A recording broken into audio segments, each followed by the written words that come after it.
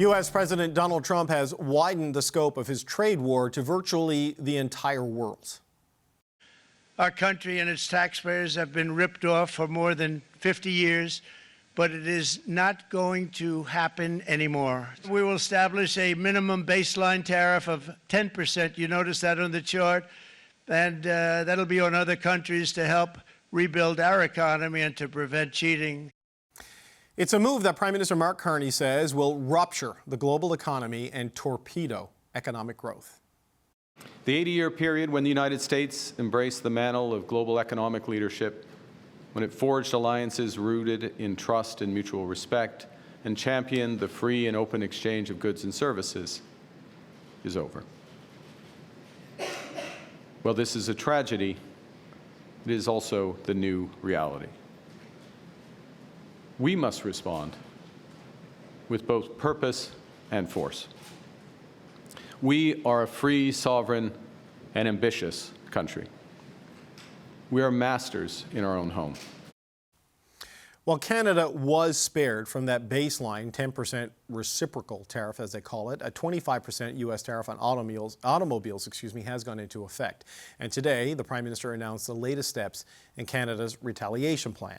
When the U.S. hit Canada with tariffs related to fentanyl, allegedly, the government responded with tariffs on $30 billion worth of goods. Then, the U.S. imposed steel and aluminum tariffs, and Canada responded with tariffs on $29.8 billion of U.S. goods. And now, U.S. tariffs on the auto sector. Canada has responded with tariffs on $35.6 billion worth of U.S. goods. The Power Panel is here to react to all of that. And what we heard from the Congressman earlier, Supriya Dwivedi was an advisor to former Prime Minister Justin Trudeau. She's back with us on the show. James Moore is a former Conservative cabinet minister. Andrew Thompson is a former NDP cabinet minister in Saskatchewan. And Shachi Kurl is the president of the Angus Reid Institute. Good to see you all. James, the markets are being emotional and companies are being emotional, according to Congressman Edwards. $100 billion in counter tariffs, thousands of job losses. It's gone beyond emotion at this point, it seems. I mean, where do you think this leaves things?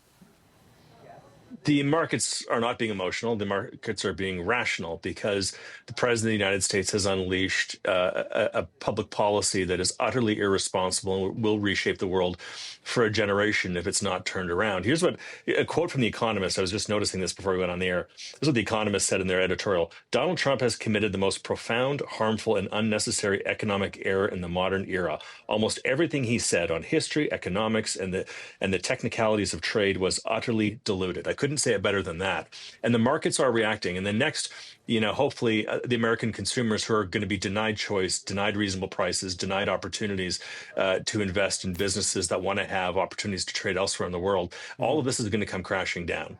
And so people are reacting, and then countries around the world are going to start responding and counteracting. And that's when things could really get off the rails and we could get into an extraordinarily dark place. So I think this is a tragic time for the world by an irresponsible president who has done extraordinary harm to America's reputation, to America's economy, and has really shaken the foundations of the economic order of the planet.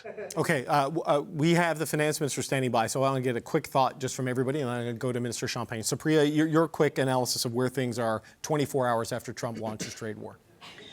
I mean, I think it's quite indicative that in Trump 1.0, we went from largely saying stuff like the Canada-U.S. relationship is much larger than any one administration to basically channeling our inner Taylor Swift and going, we're never, ever, ever getting back together because it's irreparable now. There's been irreparable harm to the relationship, and I really don't think there's anything coming back from that. Andrew, your thoughts? Yeah, it's certainly sobering. I think that's probably the biggest thing to take away. There was always this question of whether he would actually do it or not. He's done it now. And the question is, how do we respond in a way that this looks like it's not temporary? It doesn't look like it's just pushing towards a quick set of negotiations. There's something more significant here. And I think that's the piece that really our political leaders are going to have to come to grips with. Shachi? I mean, right now, my thoughts are with the workers at the Stellantis plant and the many other Canadian workers and, frankly, investors, people trying to save for their own retirements who have been directly impacted by these tariffs, not just because of the broader economic implications, but because exactly of what it's done to markets, to industries, to investments, and it's not going to get any better. Okay, we're going to turn back now to the power panel. Supriya Dwivedi, James Moore, Andrew Thompson, and Shachi Kurl. Thank you, gang, for sticking with us through that. Important perspective here, James. I mean, what do you make of the response so far from the government in its official capacity, and what we're hearing, I guess, from the political parties in the electoral capacity that is playing out simultaneously with this? I think Premier Ford had a good response today, right? Where he said now it's time to try to sort of cool the heat and rhetoric on this as the markets react and as the world reacts. I thought it was cute by Prime Minister Carney and appropriate to say to the Americans, if you're going to tariff us and say if it's a non-USMCA compliant, then it gets a tariff. We say, okay, well, here's a mirror. Non-USMCA compliant, we're going to tariff your cars. So tit for tat, straight up, same principle. The commercial value, of course, will be different, but I think that's a reasonable policy. Pierre Poilievre has also had a good policy today about taking GST off of the cost of a new car. Now, there's a limited suite of cars that you can buy in Canada. Silverados, RAV4s, like I think there's about 10 or 12 cars that we make uniquely in Canada, and it's limited in terms of the diversity. And Canada is the 5th largest auto-consuming country in the world. But new cars, getting a GST off the cost of a car, that's a big deal. The tariffs being pushed back, but I think in a substantive, policy, dispassionate way, reflecting back to Americans the policy they pushed on us. I think that's good. And now let's let that sit for a while. And let's not overreact, and let's see how the rest of the world reacts, and let's get some analysis about how the Americans react to that reaction, and then let's re-engage, I think, after April 28th, I think is the timeline we should keep an eye on. So, Priya, what's your sense? I mean, the economic stakes are obviously enormous, but the political stakes in this moment are also very high, happening in the middle of a national election. I mean, what's your sense of how this latest intrusion, the loss of thousands of jobs in southwestern Ontario and vulnerability of thousands more, how this affects the political dynamic playing out in the country right now? Well, I mean, I think we've seen since the start of this election campaign that Prime Minister Carney seems to be uniquely built for this moment. It's almost like he was engineered in a lab, particularly to lead Canada during this time of economic turmoil and to be this sort of calm, rational, experienced voice that so many Canadians are sort of looking to at a time when we're really dealing with a chaos president. To your point earlier, David, I mean, there doesn't seem to be any rhyme or reason for, the 3 tiers of the 3 different types of tariffs that we're seeing. There have been various reasons given. You can see the Republicans in particular kind of spinning their wheels and trying to justify this one way or another, or put blame on us for reacting emotionally, or claiming that the markets are somehow reacting emotionally. But at the end of the day, I think Canadians, from a political sense and from a voting sense, are going to look at who is best going forward, and who is going to be best to deal with the chaos that we're already sort of seeing, and it's likely only going to get ramped up to a certain degree as we get further into this thing. Andrew, what are your thoughts on all of that? Well, certainly this is there is a political dynamic to it. I was impressed of listening to the minister, how he was able to talk both policy but also politics, weave them quite nicely together into what seemed like a fairly coherent message. But whether it's the opposition leader, the Conservative leader, whether it's the NDP leader, whether it's the Liberal leader, they're all kind of talking about very immediate short-term steps, and nobody's really talking about the big, tough, fundamental questions that we'll have to grapple with, as James suggests, after April 28th. And I think that is, certainly the conversations I'm having with deputy ministers in Ottawa says that there's a lot of work going on behind the scenes to get ready to put those briefing binders in front of the politicians once they're elected. So what we're hearing today is, I would argue, largely an emotional response. I think we do have an emotional response to this. It's not based entirely on, unfounded fear of what this means. And it certainly, I think, shows a degree of empathy for what is others have talked about in terms of the huge impact this is going to have on a lot of families across the country. But there are some very tough choices that are going to have to come up. I'm also thinking very much along the same lines that James is, that there's a certain degree of this that just needs to let the Americans stew in their own juices for a bit on this. And for us to, not overreact immediately, and certainly not to make things worse for our own population as we wait to see where the Americans are going to land on this. Yeah, we saw that in some of the tariffs, the policy that came out today from Mark Carney, that there's exemptions available if you keep your production in Canada. Shachi, there is a circular firing squad to tariffs and counter-tariffs, but trying to at least, reduce the caliber of the gun you're using, I suppose. But Shachi, I mean, how do you think all of this plays in this election? Because it has eclipsed so many of the other issues that are out there for the country and is just driving public opinion in a massive way. It has eclipsed every other issue. It continues to eclipse every other issue. Every time Trump opens his mouth, it has implications in terms of the way Canadians are thinking about voting. So the first big question and the first thing that we need to look at is, notwithstanding the very serious news out of Windsor today, do Canadian voters think, actually, well, the fact that Canada and Mexico, but that Canada, more materially to Canadian voters, was not named in those additional reciprocal or retaliatory tariffs, give it whatever name you want. He's sitting there throwing hats out into the crowd at his stupid press conference. He's holding up a chloroplast board, and talking about the implications of all of that. So do Canadians think that perhaps a bullet has been dodged in this case? Is it as bad as it could have been had those tariffs been imposed on Canadian goods? Or is it very much the sense of, hey, things are really bad, and look at how bad things are in relation to the stock markets. Look at how bad they are in relation to immediate job losses, even if over a 2-week period that we're seeing. And based on that sense of crisis, is it okay? Did we squeak one by, or is it really bad? Canadians are going to be thinking about who they give credit for if things went better than they expected, or who they trust more to deal with the crisis if they believe that indeed that crisis situation is as bad as it is. In both instances, right now, per the research and the polling that we're doing, it's advantage from a political perspective, Mark Carney, because voters in a crisis look for incumbency and stability and that even hand, and the person who seems to not only sound like they know what they're doing, but also has the tools and the mechanisms to make those implementations in the near term. Now, it could end up being the shortest honeymoon possible for Carney if he prevails in this, if we don't see something else come along to completely upend the ballot question again.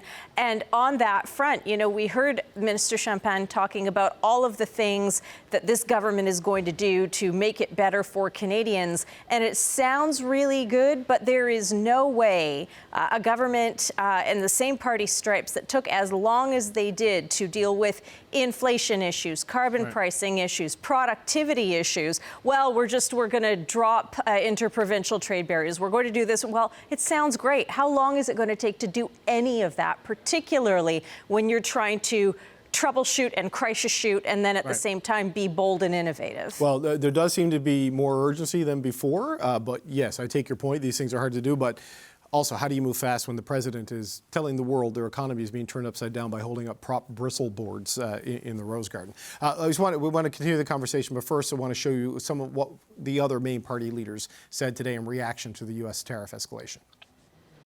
Just last Friday, Mark Carney said he had a, quote, very productive, very constructive call with President Trump, citing progress.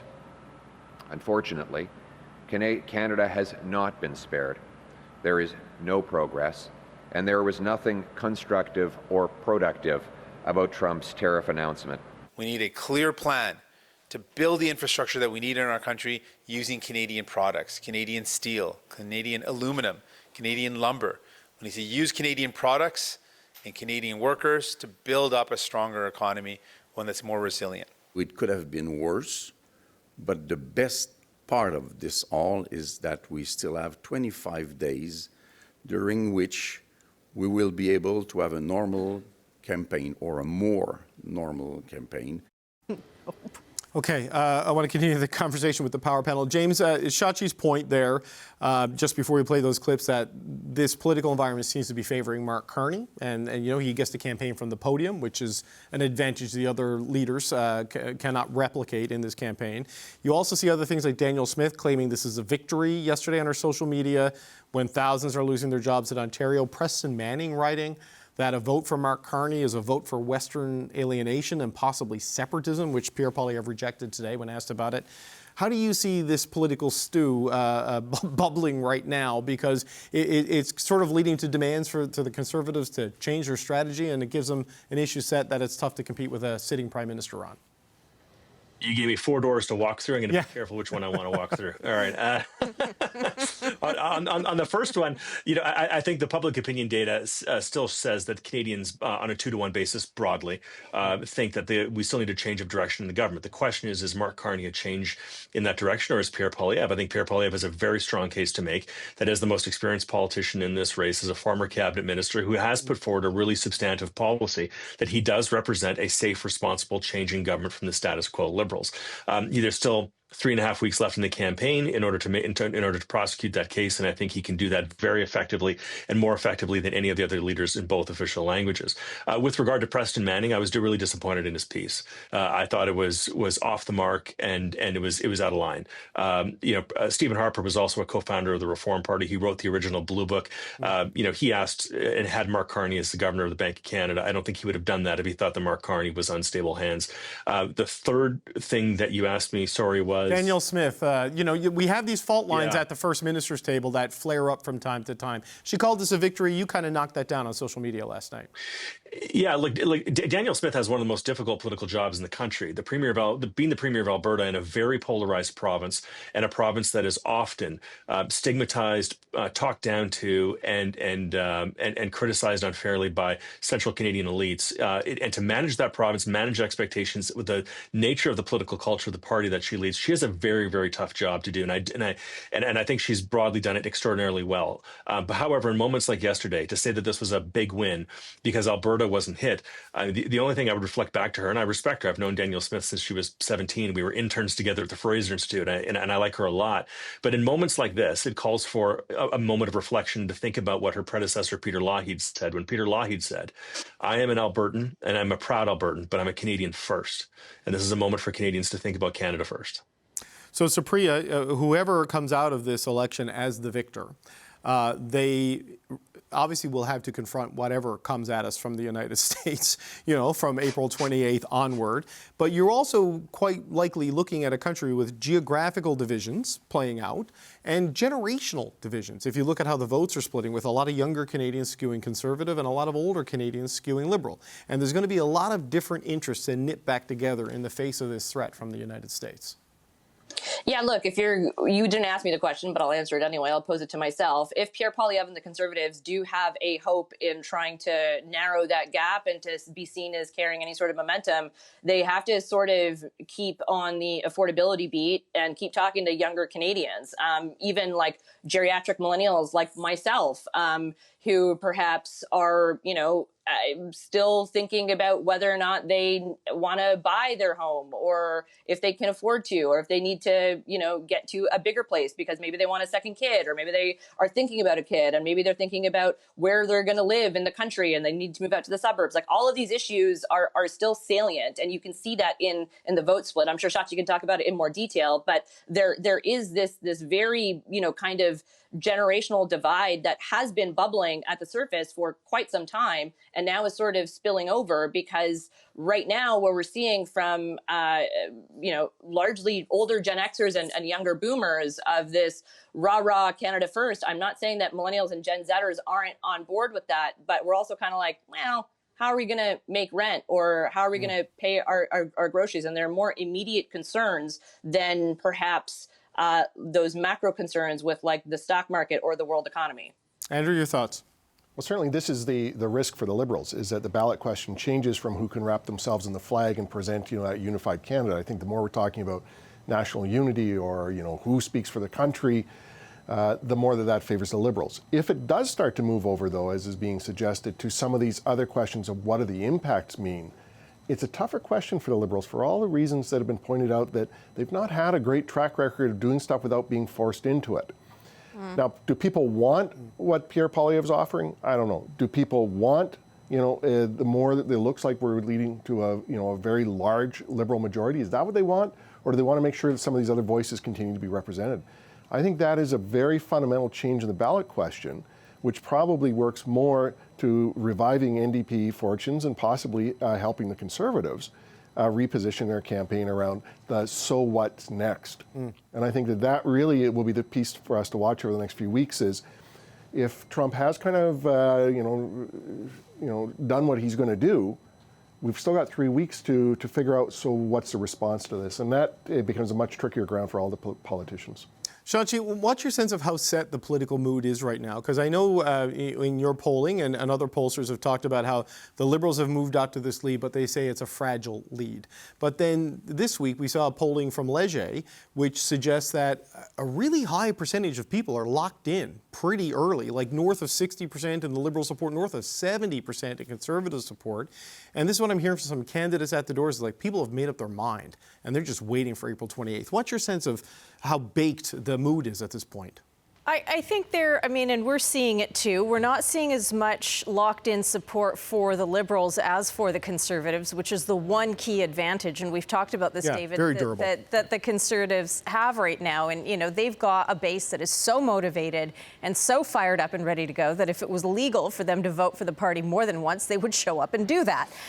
The challenge for the Liberals is that they are sitting on this lead, this surge of support, which I think it's really important to point out that they are pulling not just from the NDP, which was the dynamic at the beginning of this campaign and in the pre-campaign, but they're actually now pulling in proportionate amounts from the Bloc, from the Conservatives, from the NDP. The big question is how many of these people actually show up, right? So it is the rah-rah factor versus the I know where my polling station is. I know where I'm supposed to vote. I know when advance voting begins, and I have a plan to go vote on that day. So the flaky factor for the Liberal support base is something that we continue to have to be able to watch and really net out the folks who maybe aren't that interested in politics, but they're ticked off at Trump and they don't like Poilievre, so they're looking at the Liberals right now. That's one aspect of it. I want to push back on this on the generational aspect of things. There has traditionally, yes, in the last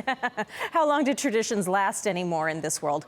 So in the last 2 years of a tradition of seeing younger voters starting to trend towards the Conservatives. And I think that took a lot of people by surprise because there was a generation, those millennials who are, yes, now geriatric, as Supriya points out, who were so solidly with the Liberals for so long until cost of living and inflation really started to smack them in the butt. What we're seeing, though, now is younger voters, and notably younger men even, starting to track back to Mark Carney. Can the Liberals actually hold that, and can they translate what we're seeing in early momentum into actual votes, and why is it happening? I think it's really important to point out two things. James pointed out, well, does Carney represent a change? Does Pierre Poilievre represent more of a change? In the eyes of enough Canadian voters, albeit those to the centre-left, not Conservative voters, they look at Mark Carney and they thumbnail that and they go, yeah, good enough. He's not Trudeau. He's enough of a change. We can get behind that. The bigger question, too, then speaks to what happened over the last 18 months with the Conservatives. And that Conservative surge, that 20-point lead, was very much based on fatigue with the Trudeau Liberals, failure of that Liberal government to make changes and respond to the crises of the day, and an absolute sense that Conservative policy and the Conservative alternative next to Justin Trudeau looked a heck of a lot better than Justin Trudeau himself. It's a new equation right now. It's new alternatives. And what Pierre Poilievre did not successfully do over the last 18 months to 2 years was to make grounds on the charm offensive, right? People were prepared to vote Conservative, but they weren't necessarily falling in love with Pierre Poilievre. And now there's an alternative. And now you're seeing quite a bit of movement. To your original question, how baked in is it? I think people have largely started to have indications around making up their mind. I think the debates are going to be crucial. But the big question is, you can make up your mind, but are you going to do something about it? Right. And that's the known unknown. Okay, so James, give you the last 20 seconds if I can. It's not so much that the Conservatives are losing, they're just not winning as much as the Liberals are, because their vote is kind of held. Everything's just coalescing with the Liberals. What can Pierre Poilievre do in the time that's left, do you think?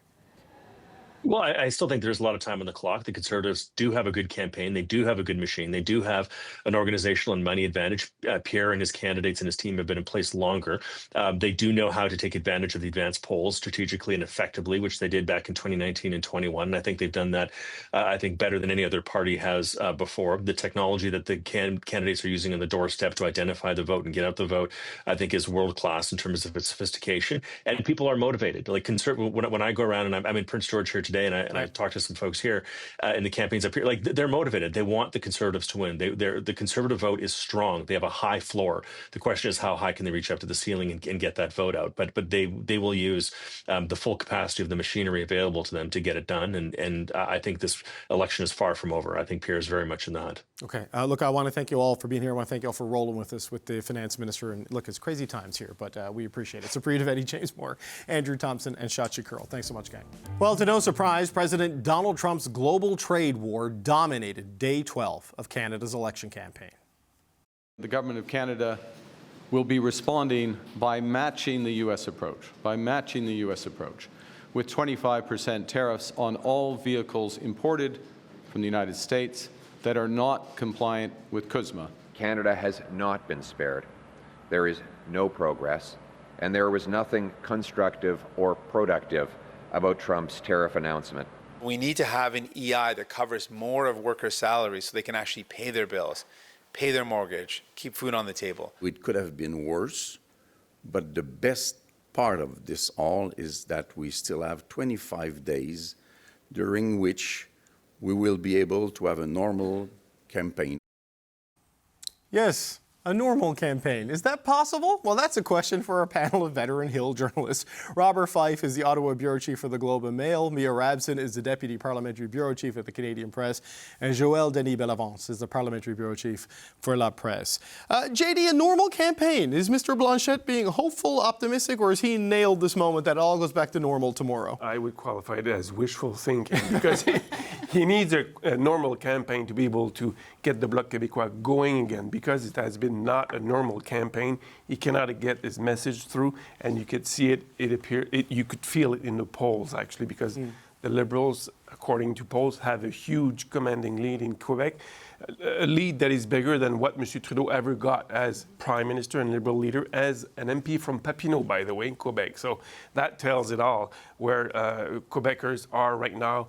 They are packing their big objects with the rest of Canada to try to stave off an economic crisis because of Donald Trump. Mia, there's been nothing normal about this campaign, right? And we shorthand it to tariffs, but it's bigger than tariffs, right? It is really about Trump and the impact he has on absolutely everything. I mean, where do you see this thing right now, 12 days in?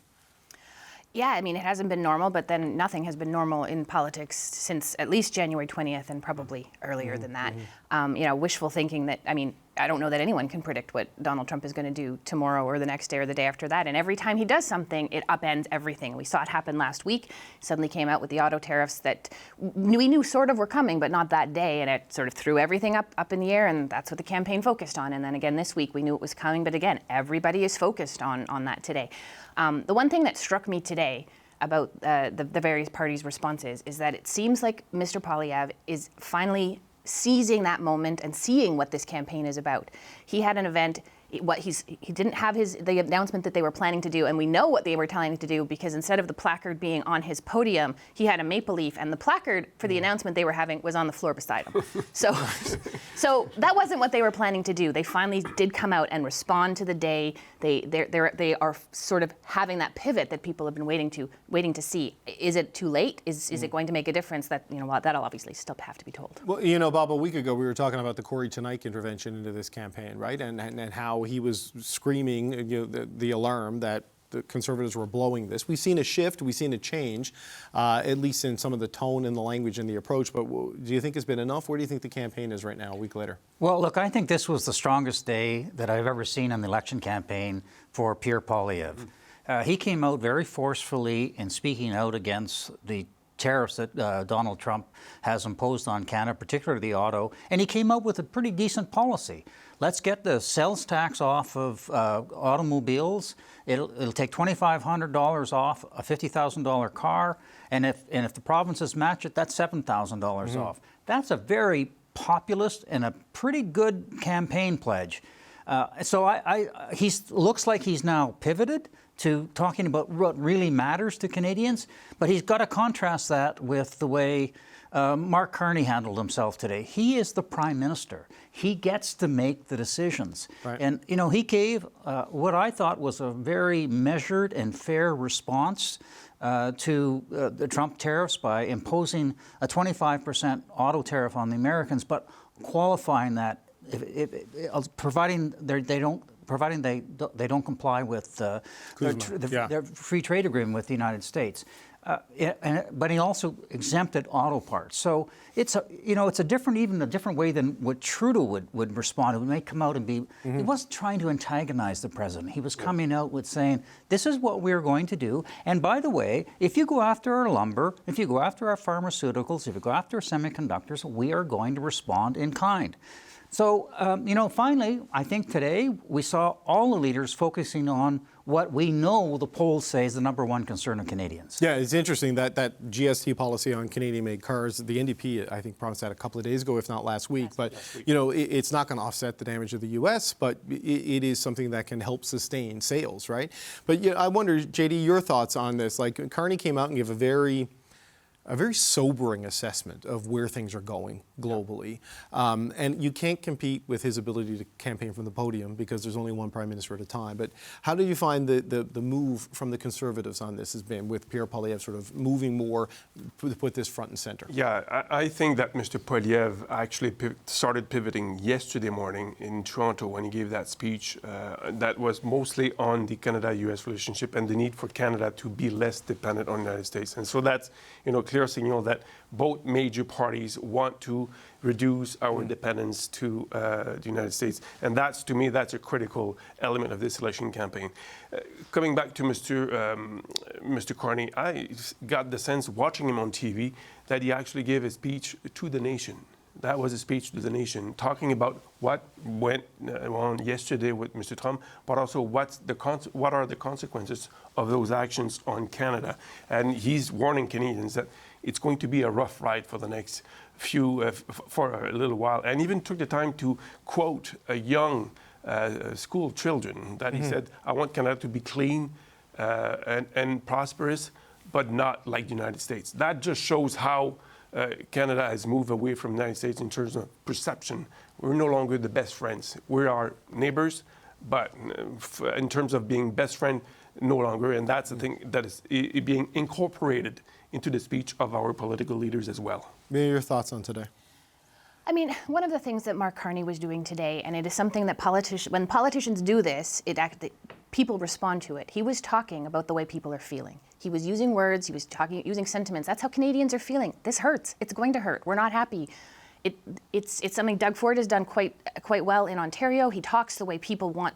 They think it's how they talk at home at their dinner table. Mark Carney was using words and phrases today that I think other Canadians are using. That he's saying things that people want to hear. It's not super reassuring because he's admitting, as was mentioned, that it's not going to be an overnight fix. But people are, okay, we know it's not going to be, you're not lying to us, you're actually telling us the truth. So that is something that people are craving right now for many reasons. Mark Carney's words seem to be resonating with a lot of Canadians right now, and that's really difficult for any other leader to compete with. Bob, it was interesting, like, as we went through the chaos of Trump and the poster boards and the Penguins getting tariffed and Canada not. I mean, you make light of it because it's so scattershot, right? That's the chaos approach of it. But there was this sort of a reaction in some circles, like Daniel Smith said, "Oh, this is a win for Alberta, this is a win for Canada." And there's some pushback from the Conservative ecosystem saying, "Oh, this is, we were reprieved, this is not that bad, this takes things away from Carney." But there's 3,000 people in Windsor losing their jobs, at least temporarily, and thousands more potentially as the dominoes hit. And truly, while we've talked about energy a lot, the only industry constantly singled out is the auto sector, and this is going to be bad in Southern Ontario. Well, look, this is just the taste of 3,200 jobs lost. It's going to get a lot worse because it's going to start to affect the auto parts sector, which is a really important part of the Canadian economy as well. And what I thought was really good about what Mr. Carney said today was, it's going to be a long haul here. And the only way it's going to change is when Americans feel the pain, when they feel the job losses. Already 900 U.S. auto jobs have been lost, but we know that the prices are going to go up because Americans buy cheap shoes from Cambodia and Vietnam. They are getting, and they don't produce them, and they can't afford to pay workers for that kind of stuff. So, but it's not going to happen overnight unless somehow the cratering of the stock market and the fears that does to people who are middle class and see their savings going down, or the wealthy people who are backing him who aren't making money off of this, start to shake these guys and say, wake up here! You're going to crater the global economy, which is what he seems to be doing. Yeah, this is the leopard eating your face party moment for them, right? That the party that said the leopards will eat your face, they're eating your face, and they're surprised. Well, I mean, every economist in the world has said, except for Peter Navarro, has said this is insane. This is insanity, and they still have gone down the road of insanity. So that pain point, though, and JD, this is the big question, right? Because you heard from Carney and Poilievre and others today, and this is going to go beyond April 28th with great certainty. We had Chuck Edwards, a congressman from North Carolina, on the show earlier today, said the stock market's emotional, Stellantis was emotional, you're being emotional. But the American sort of society is built up around you want something, you get it right away. It's not about this medium-term pain for the transformation that Trump is talking about, but it will not be resolved by the time Canadians vote. So how do you think this affects the rest of this campaign? Well, in a major way. So I would assume that political parties will have to present some alternatives to Canadians as to how they would approach that problem going forward. And so far, we've seen some elements of it from M. Poilievre yesterday and today again. And Mr. Carney already, before he called the election, there was some changes to the EI system, and also allowing companies not to pay their income taxes that are due. Yeah, some deferrals. Deferrals. So, but I remember this also, that the former finance minister, Dominique Leblanc, had said that he was working on a federal budget that he wanted to table in March.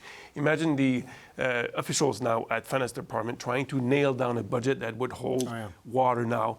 I expect the government, whichever is elected, whether it's the Conservative government or Liberal government, try to table a budget, because we need one this year, and how to put forward a budget that will, be credible. It's like Bill Morneau trying to forecast during COVID. Exactly. We think this is what it's going to be, but we don't know. Exactly same situation. So, but I expect that once the political parties come forward with their platform, we'll see a lot more details about what they plan to do with the United States, because it's a fundamental relationship that we have that needs to be reworked, rewired, and into the benefit of Canada. And in all of it, I would think we need to think that we are on our own right now. Yeah. I think we need whoever wins, we need a majority government. Yeah. Because we're in crisis mode here. We are going to have to tear down barriers. We're going to have to build pipelines. We're going to have to do a lot of things that will divide our provinces and divide society. We have to build our ports, but we need a government. They're going to need a majority government to be able to get that stuff through. The last thing you want is a minority parliament where they're fighting amongst themselves about all of these major changes that Canadian society needs. Right. Well, that's an interesting point. And Mia, just as a footnote, Dominique LeBlanc became finance minister on the day of the fall economic statement, never delivered a FES, never delivered a budget. That has to be a historical anomaly. But to Bob's point about minority versus majority, you could see Mark Carney in the Port of Montreal building his argument for a majority government, and he's mentioned it on the campaign trail a bit. And this is the challenge for Mr. Singh and Mr. Blanchet, in that they are getting squeezed, right? And it's not so much that the Conservatives are losing, it's just the Liberals are winning more. So what can Jagmeet Singh do? What can Yves-François Blanchet do when it's these global factors that no campaign can control or even really account for? It is very, very difficult to be that third party. I mean, one of the things that the NDP might have been able to say is, well, we can hold the government to account. But if in a majority government, which it looks like we're heading to that way at the polls, it looks like it's a two-party race, you can't really hold the government to account the same way they could in a minority government. It's something that the NDP have sort of campaigned on until this election. Right now, Jagmeet Singh still seems to be campaigning to become Prime Minister.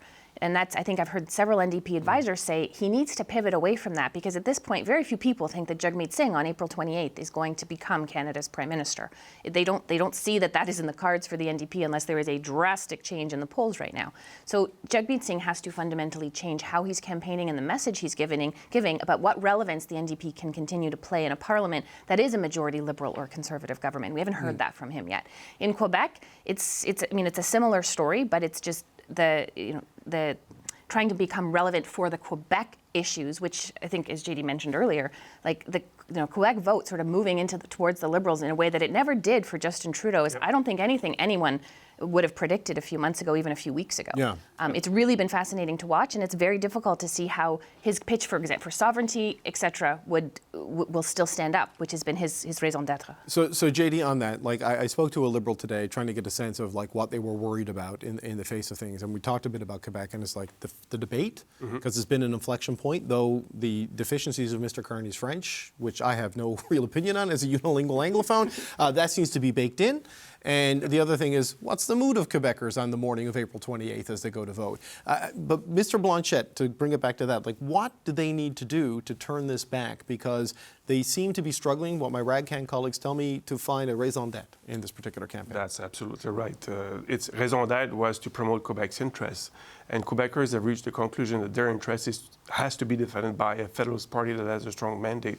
To go to Bob's point, there is a mood in Canada right now to elect a strong government with a strong mandate. Why? Because of the existential threat we're facing from the United States. That's the driving agenda right now. That's what's driving the agenda, the political agenda, and we haven't seen the last of it, because I expect Mr. Trump to do something else. Oh, yeah. I mean, yes. Before the end of this campaign.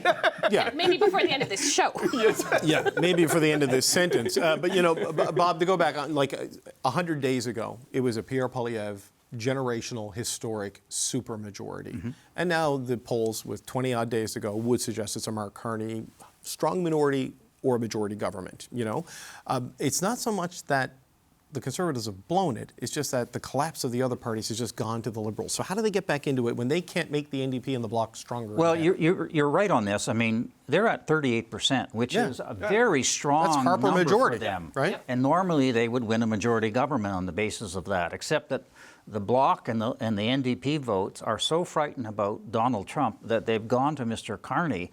And I think a lot of blue Liberals who had been dissatisfied with the big spending leftist policy of the Trudeau government had gone over to the Conservative side. Scott Bryson's back in the fold. Right. He's gone. That's right. They've gone back to the Liberal Party. And it's the challenge for Mr.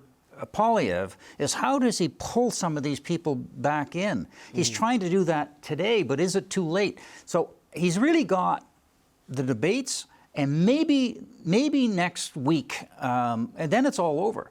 And he's lost the last 2 weeks because of blunders in the first week, and although Mr. Carney had problems over the Liberal candidate, Mr. Chang, right. The Conservatives lost 4 this week. He's going to be the Prime Minister today, and he's winning as a base of that. Look, we got to leave it there because they're going to take the show away because Ian Hennemansey's got to do a show right after this. But yeah, the Conservatives lost 4 candidates, and time is getting tight, right? So. 20-odd days. Bob Fife, Mia Rabson, Joel Denis Bellavance, thank you. Always appreciate being here on Thursdays.